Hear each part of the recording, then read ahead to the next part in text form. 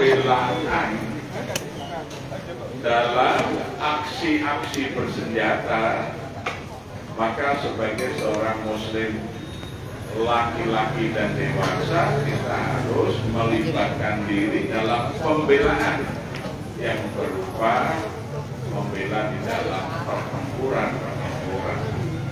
Tetapi kita ketika tidak berada dalam lokasi yang terjangkau dan kita tidak memiliki kemampuan persenjataan, maka harta kekayaan yang kita miliki, ada kewajiban kita untuk berjihad dengan harta kita, memberikan pembelaan dengan menyisihkan sebagian dari harta kita untuk membantu membela perjuangan warga Palestina.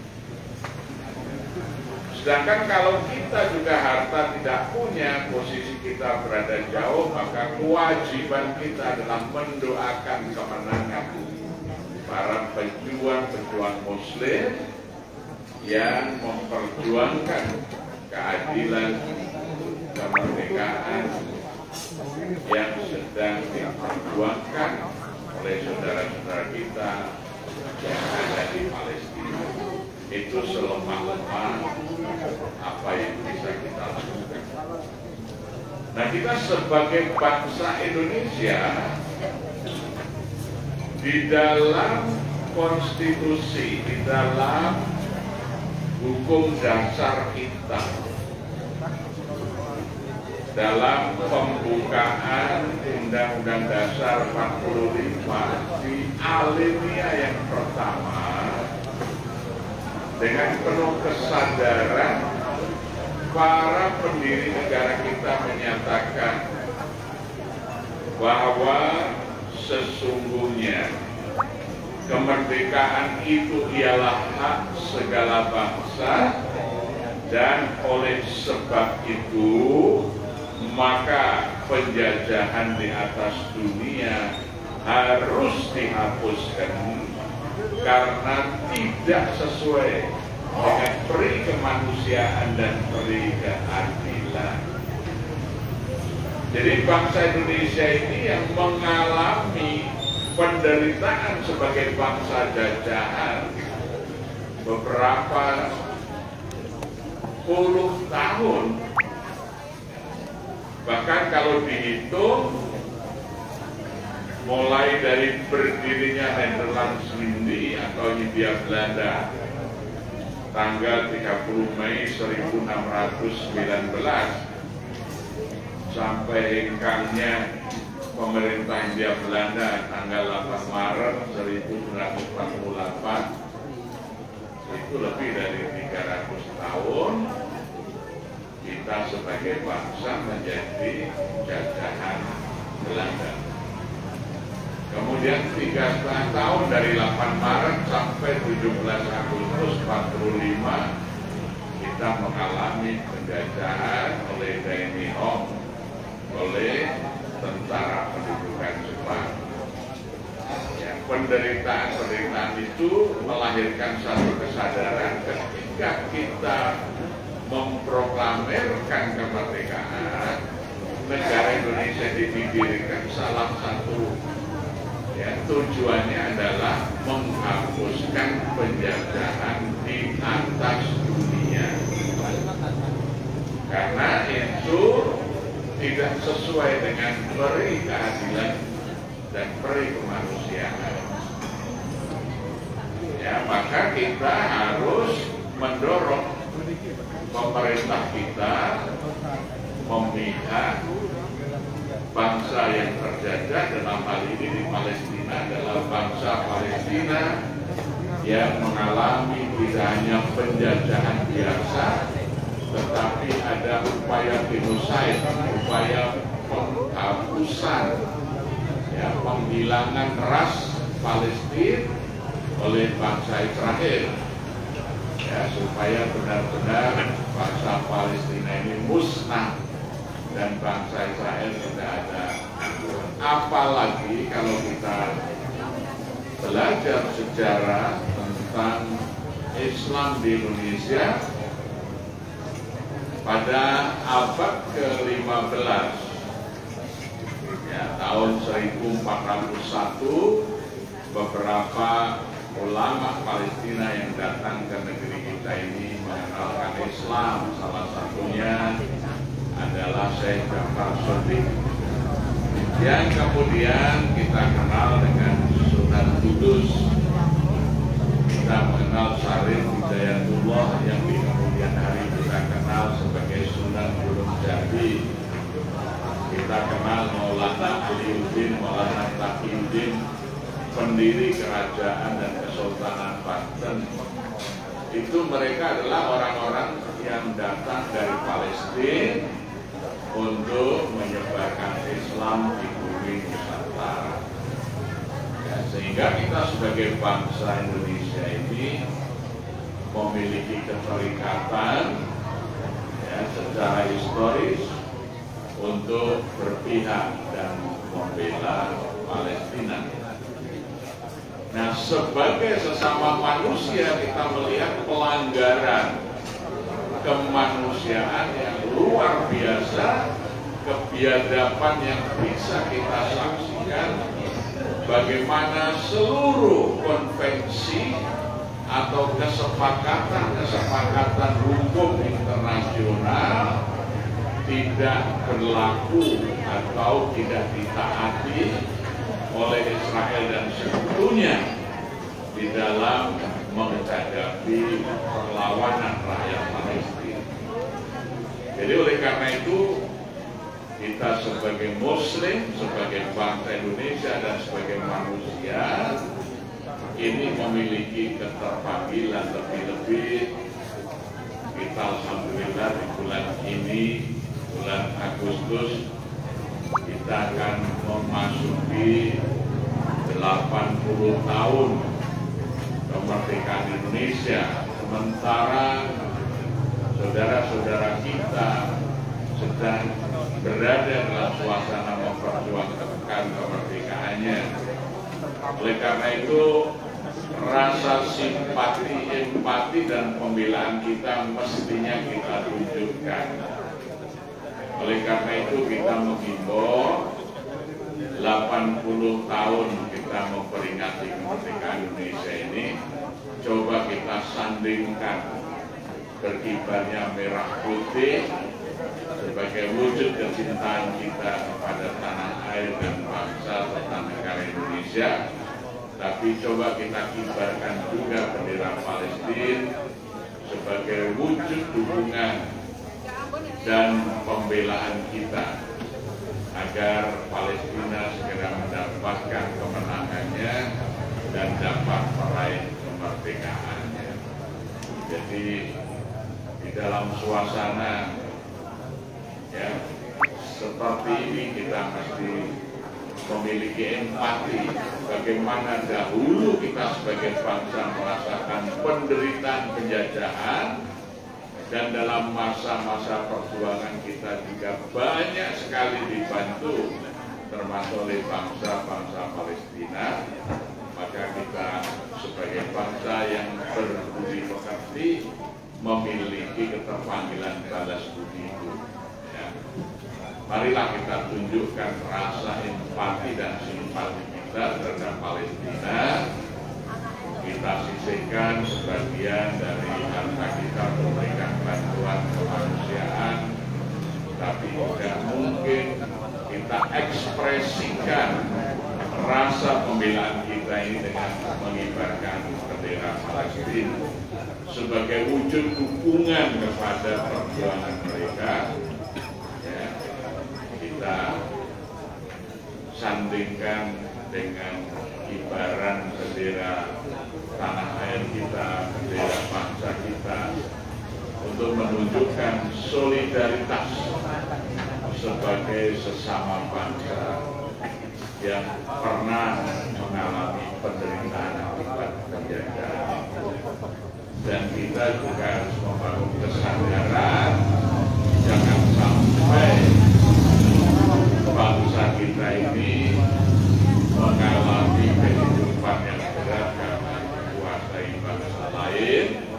dengan cara mengontrol para penguasa kita dan jangan memberikan ya Indonesia ini peluang untuk kembali mengalami penjajahan dan penghinapan oleh bangsa-bangsa lain, karena kecenderungan itu terjadi sekedar untuk bisa jadi presiden dalam rangka menghimpun dana, kemudian sumber-sumber kekayaan negara yang seharusnya sebesar-besarnya untuk kepentingan rakyat ini banyak diserahkan bangsa lain untuk bisa memenangkan pertarungan pemilihan kekuasaan di dalam negeri kita. Banyak pengkhianat-pengkhianat Indonesia ini sejak di masa perlawanan kita sampai hari ini, ya, tipe-tipe pengkhianat itu luar biasa. Dan kalau kita belajar dari sejarah masa lalu, kita bisa melihat ya kekalahan dalam pertempuran itu bukan kekalahan dalam peperangan. Satu contoh tadi misalnya bagaimana Diponegoro mengalami muslihat, ya, karena sebetulnya ketulusannya kalau kita membaca buku yang ditulis oleh Diponegoro sendiri yang diterjemahkan oleh Dr. Carey, ya, itu tujuan perang Diponegoro dikatakan angudi luhuring agama Islam ing tanah Jawi. Jadi Pangeran Diponegoro itu memimpin perlawanan perang itu tidak seperti yang sering dulu dibaca di sejarah ketika kita sekolah karena tanahnya dirampas oleh Belanda yang bertegal Rejo itu. Tetapi Diponegoro menulis sendiri di dalam bab Diponegoro bahwa tujuan perang Jawa yang dikobarkannya adalah angudi luhuring agama Islam ing tanah Jawi. Jadi tujuannya adalah untuk menjunjung tinggi keluhuran agama Jawa, agama Islam di tanah Jawa. Maka ketika terjadi perang yang sangat besar yang terjadi di Kasuran, satu dusun yang sekarang ini dinamakan dusun Kasuran, ya, itu banyak sekali pasukan dan rakyat Diponegoro dan juga pasukan yang berpihak pada Belanda yang mati, ya, sehingga membuat Diponegoro itu merasa miris, bukan karena takut, tapi bagaimana korban rakyat sudah sangat banyak. Kemudian di saat itu Jenderal de Kock mengirim seorang utusan untuk mengatakan kalau tujuan perang Diponegoro ini untuk angudi luhuring agama Islam di tanah Jawi, maka ya VOC akan mengangkat Pangeran Diponegoro sebagai kodi besar, sebagai hakim yang menegakkan agama Islam di seluruh Jawa. Tetapi syaratnya Diponegoro harus berhaji. Maka diundanglah untuk datang ke Magelang bagi membicarakan bagaimana Diponegoro bisa memenuhi syarat berhaji itu. Konon VOC sudah menyiapkan kapal untuk mengangkut Diponegoro ke Mekah, itu di Semarang. Ternyata ketika sampai di Magelang tanpa pasukan dan tanpa senjata, Diponegoro kemudian ditangkap, dibawa ke Semarang, dibawa di atas kapal, tidak dibawa ke Mekah, dibawa ke Batavia dan selanjutnya dibawa ke Tondano, Sulawesi Utara. Sebagian pengikutnya seperti Kiai Demak, ya, Kiai Mojo diturunkan di sana. Diponegoro kemudian melanjutkan pelayarannya dan diturunkan di Makassar dan kemudian dipenjara di Benteng Rotterdam yang ada di Makassar itu sampai wafatnya, ya. di Ponorogo selama masa penahanannya di Benteng Rotterdam sempat menulis ya kisah-kisah perjuangan ini dalam Babat di Ponorogo, lebih dari 1000 halaman ya catatannya, dan itu menjadi warisan pustaka dunia ya, karena pelaku perjuangan yang menulis dengan tangannya sendiri kisah perjuangan dan pemikirannya itu di dunia itu adalah Pangeran Diponegoro ya, sehingga karya Pangeran Diponegoro ini, Babat Diponegoro itu menjadi hasanah keilmuan sejarah yang luar biasa ya, yang itu mengoreksi dari banyaknya catatan-catatan sejarah yang dibuat oleh penjajah ya, yang kemudian diajarkan dalam sejarah bangsa kita. Nah, oleh karena itu sekalipun Diponegoro itu kalah dalam pertempurannya, tapi tidak kalah dalam peperangannya, karena tujuan ya untuk menyingkirkan kuasa kafir Belanda dari Nusantara ini diteruskan oleh generasi penerusnya dan bisa mencapai kemenangannya ya. Jadi Diponegoro kemudian kita kenal sebagai pahlawan nasional yang besar, dan ya karya-karya tulis yang beliau tinggalkan itu menggambarkan betapa ulama-ulama Indonesia itu merupakan pejuang-pejuang yang luar biasa ya. Saya kira seperti kalau kita hari ini mengikuti berita-berita peperangan di Palestina, artinya bahwa negara-negara Muslim setelah abad ke-7 mengalami penindasan oleh bangsa-bangsa Barat dan bangsa Israel, ini kemudian memiliki tokoh-tokoh pejuang yang luar biasa. Nah, oleh karena itu, marilah di bulan Agustus 2025 ini, setelah 10 windu atau 80 tahun kita merdeka, kita ikut mendukung, mendoakan, memberikan bantuan dan pembelaan.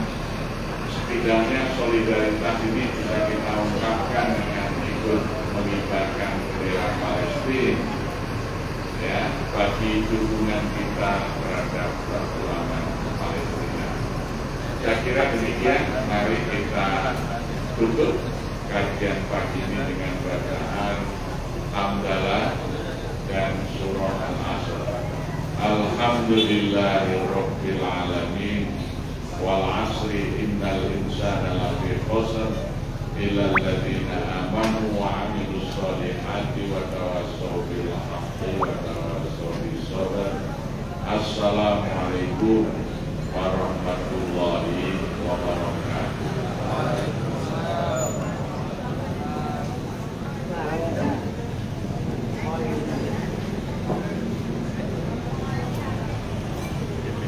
Assalamualaikum warahmatullahi wabarakatuh.